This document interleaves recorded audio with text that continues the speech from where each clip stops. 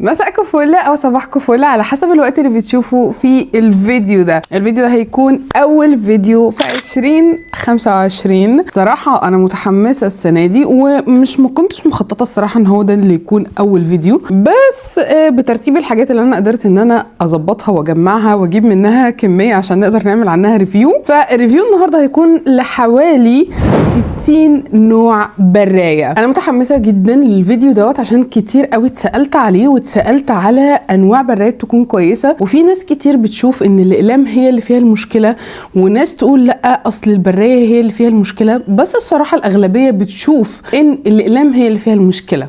انا كلبنى من وجهة نظري المشكلة بتكون اكتر في البراية، والنهاردة هثبت لكم الموضوع ده في الفيديو ده. قبل ما ابدأ ما تنسونيش لايك شير كومنت سبسكرايب يوتيوب شانل ودوسوا على جرس الاشعارات. يلا بينا نبدأ على طول ونعمل ريفيو على كل الانواع الكيوت الخطيرة المطرقعة اللذيذة البيزك اللي معايا النهاردة. حاجة صغيرة خالص بس قبل ما ابدأ في اول نوع على طول، ان كل الانواع هديها تقييمات من 10، يعني كل براية هتاخد كام من 10 بناء على الجودة بتاعتها والكواليتي بتاعتها، وهتطلع جودة الاقلام عامله ازاي بعد البري. اول نوع معايا زي ما انتم شايفين هو بيزك خالص، الشكل العادي اللي كلنا متعودين عليه، برايه عاديه جدا جدا جدا. طب ايه اللي بيفرق بقى فيها؟ اللي بيفرق فيها السلاح بتاعها، اللي هو الجزء دوت اللي ساعه لما بنبري بيطلع القلم حلو ومظبوط.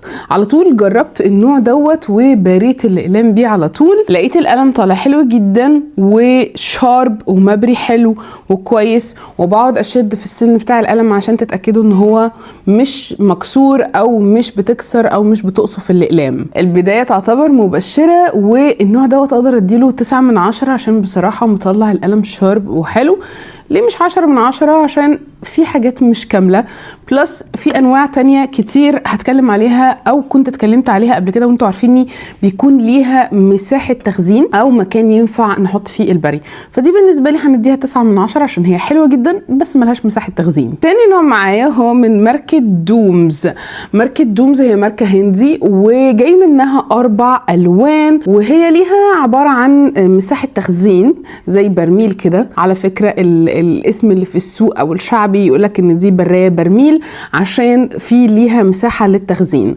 لما فتحتها لقيت ان هي ليها فتحتين، فتحة صغيرة وفتحة كبيرة. على طول هجرب ابري الاقلام بيها، وهجرب قلمين في استخدام البراية دي عشان كل فتحة بتعمل شكل معين. ده شكلها من جوه، وجربت ابري باول فتحة كويسة جدا، وكمان تاني فتحة كانت تحفة وزي الفل، وشكلهم بعد لما بريتهم الاتنين جنب بعض حلوة جدا جدا. البراية الحلوة ديت هديها 8 من 10. طب ليه لبنى 8 من 10؟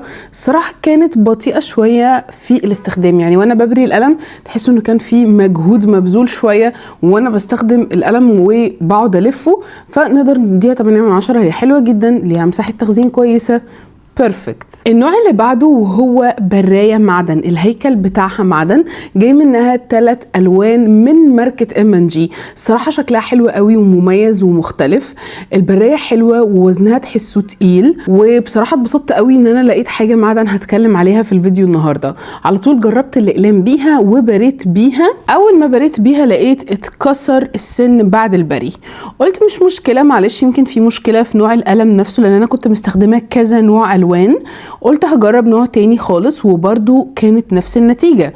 وهنا الصراحة بالنسبة لي كانت صدمة كبيرة، لان البراية ديت مش رخيصة، ومش متوقعة ان انا الاقي حاجة من M&G تكون وحشة. بصراحة دايما بكلمكم عن M&G، دايما حاجتهم حلوة، ولما لقيت ان البراية مش حلوة زعلت واتصدمت، بس قلت عادي مفيش اي مشكله، مش كل حاجه في الماركه هتكون حلوه جدا. فللامانه دي من البرايات اللي مش حلوه خالص اللي جربتها النهارده، وللاسف مش هقدر ان انا ادي لها تقييم، يعني هيبقى حرام عليا لو حطيت لها حتى تقييم، لان هي بتكسر كل انواع الاقلام. يبقى المشكله مش في نوع الاقلام، المشكله في نوع البرايه. اظن 0 من 10 حاجه كويسه، لان لا في ميزه وغاليه جدا ومش بتبري ومش حلوه، فالصراحه كان لازم تاخد 0. I'm sorry. النوع اللي بعده هي الاشكال في البرايات، والشكل ده شكل فراشة جاي منه 5 الوان مختلفة. صراحة شكلها لذيذ قوي وكيوت، وقلت انا لازم اجربها عشان انا بصراحة مش بحب دايما ان انا استخدم حاجة تكون شكل بس، انا احب الحاجة تكون شكل وموضوع. فهنجرب البراية ديت وهنستخدم الاقلام على طول ونشوف اذا كانت فعلا حلوة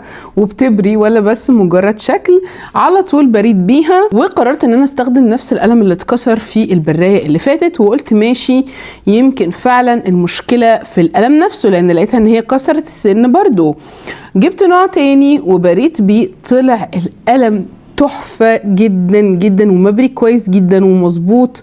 انا الصراحة اقدر اديها تقييم 8 من 10، لان كده المشكلة مش في البراية، المشكلة في نوع القلم. مفيش اي مشكلة، احنا هنكمل مع القلم اللي عمال يتكسر دوت وهنشوف اخرتها معاه ايه. النوع اللي بعده انا كنت كلمتكم عليه قبل كده في فيديو، هسيب لكم اللينك بتاعه هنا اهوت، الفيديو بتاع الادوات اللي ممكن نحتاجها الابتدائي، وكان من كولكشن سمر شاتشاتشا، عشان انا كنت شايفه ان الكولكشن ده عسل قوي ينفع للكتاكيت الصغيرين. انا شخصيا احمد جايباله منه وبيستخدم فيه الاقلام الرصاص بتاعته، كانت تحفه جدا.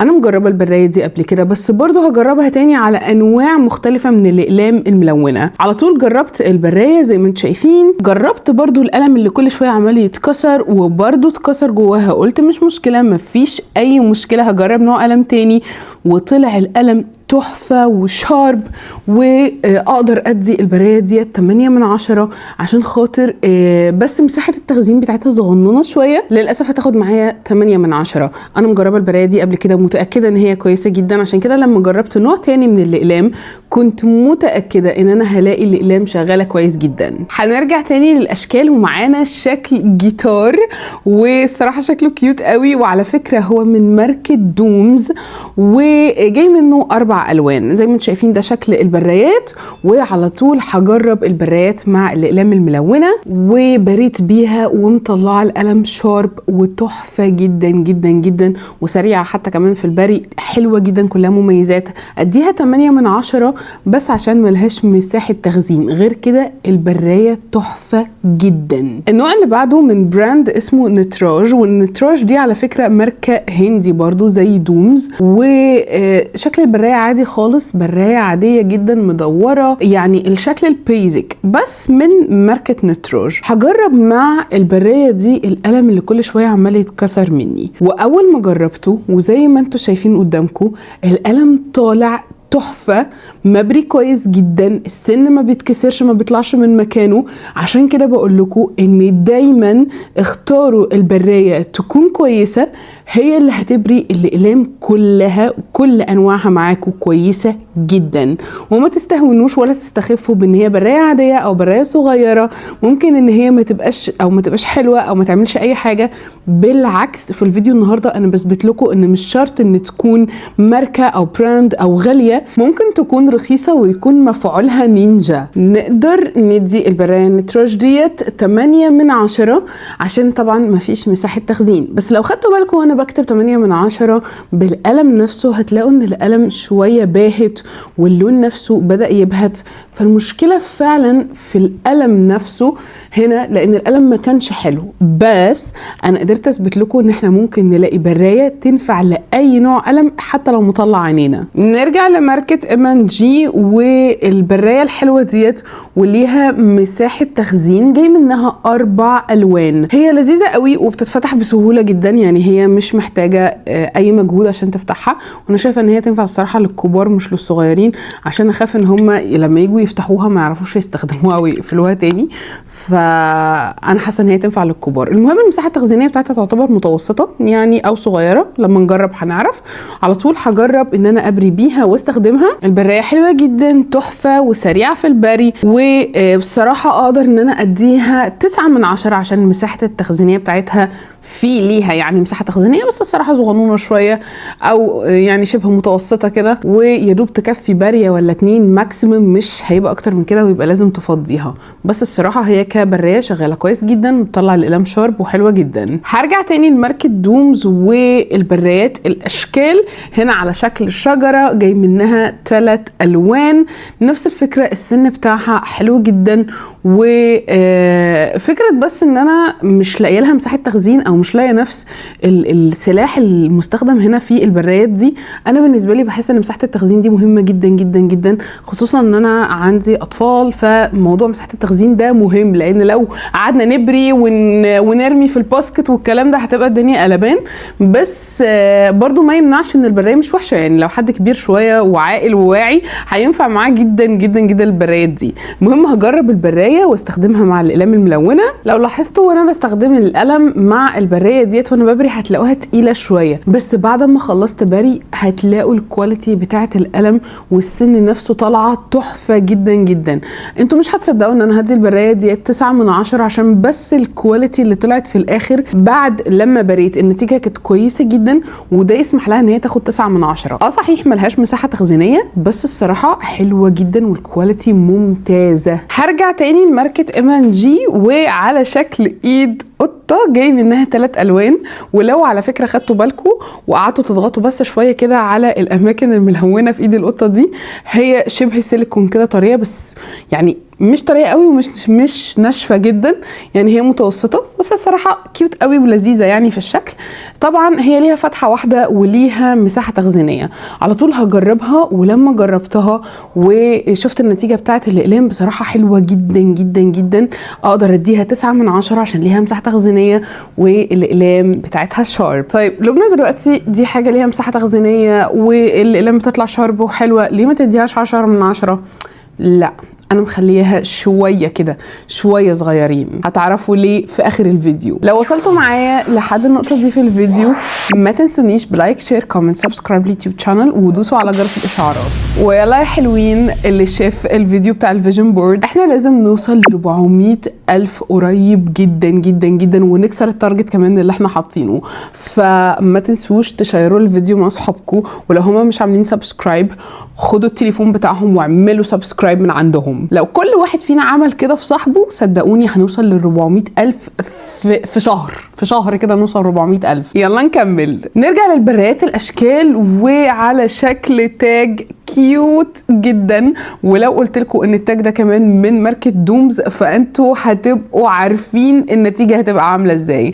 على طول هجرب البرايه واستخدم الاقلام الملونه وابريها. الاقلام بتطلع شارب وتحفه، وطبعا لازم هديها 8 من 10 بيرفكت جدا، بس عشان فكره طبعا مساحه التخزين زي ما قلت لكم. برضو من البرايات الاشكال الحلوه قوي الكيوت جدا على شكل ارنوب، جاي منها 4 الوان مختلفه.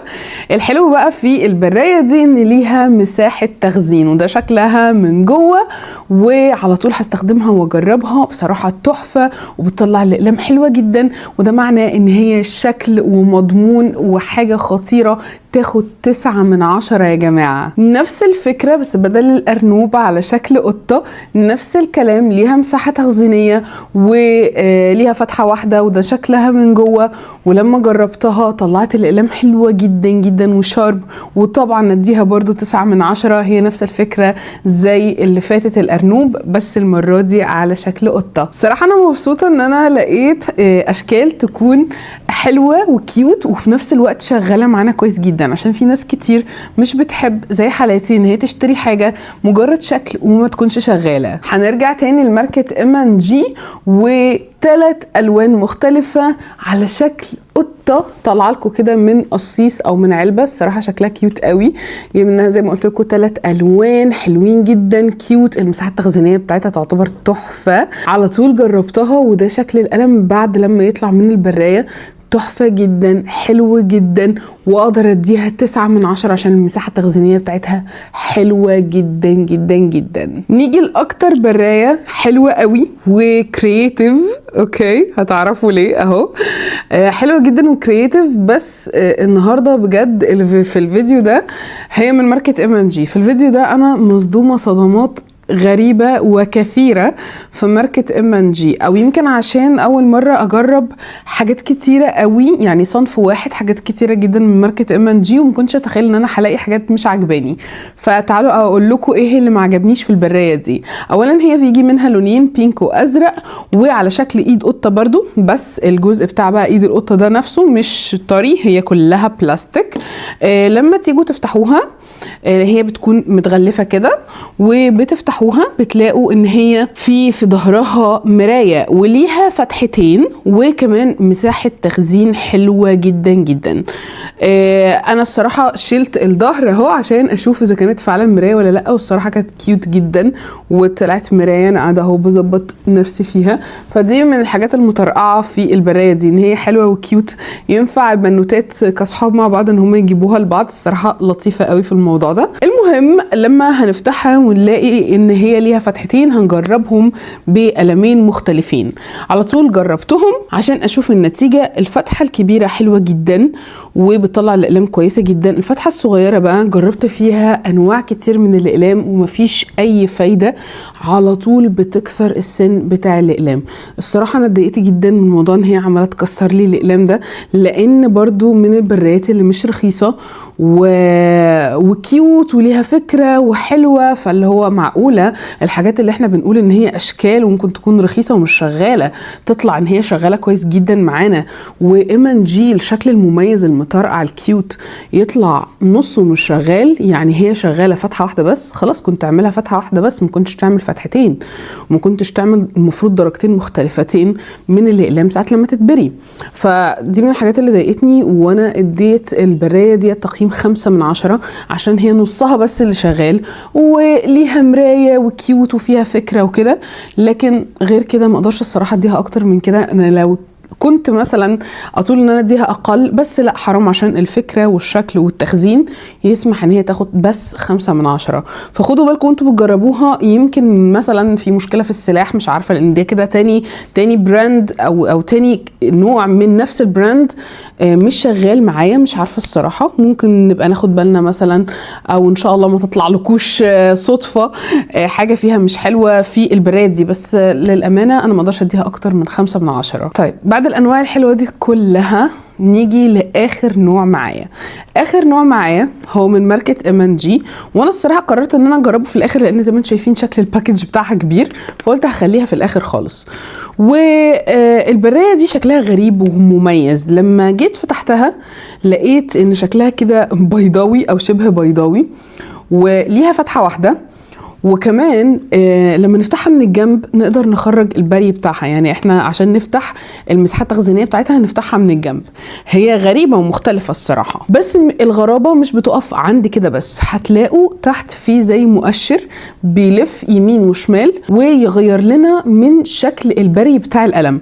يعني انت مش محتاج برايه بفتحتين، هي فتحه واحده وبس، مجرد الجزء اللي بيلف دوت تلفه يمين وشمال على حسب شكل القلم اللي انت محتاج تبريه. وفي معلومه انا شفتها في ظهر العلبه قلت اقول لكم عليها، هي بتبري جميع انواع الاقلام، المثلث والشكل السداسي والمدور. يعني هي بتقدر ان هي تمشي على كل الانواع، ما عندهاش اي مشكله معاهم. المهم قلت خلاص اتس اوكي هجربها على طول. جربت اول جزء فيها وهو حلو جدا، مفيش فيه اي مشكله، بس مش بيطلع الاقلام شارب. وبعدين لفيت الجزء اللي تحت اللي قلت لكم عليه اللي بيلف يمين وشمال، وجربت الشكل التاني طلع شارب جدا وتحفه جدا، وشكلهم جنب بعض كيوت ومظبوط جدا جدا. انا كمان جربت نوع اتكسر من البرايات اللي فاتت، لقيتها اشتغلت معاها كويس جدا جدا جدا. البراية دي بتشتغل مع اي نوع اقلام، اي ماتيريال اقلام كمان، وبتطلع لكم نتيجة مبهرة. سواء كنتوا عايزين الاقلام زي ما هي مرسومة في ظهر العلبة مشطوفه، مش يعني في خط كده او جزء مقطوع، يعني ساعات لما تيجوا تبروا مش هتطلعه لكم شاربه، ده اخره، هو فعلا ده اخره، هي مش هتطلعه شارب. الجزء التاني لما بنلف بتطلع السن شارب وسنه رفيع كده وطويل ومظبوط ومش بيتخلع من القلم. البرايه دي بقى يا جماعه هي دي اللي اقدر اقول لكم ان انا اديها 10/10. ليها مساحه تخزينيه كويسه جدا، كرييتيف في شكلها وفي طريقه الفتح بتاعتها.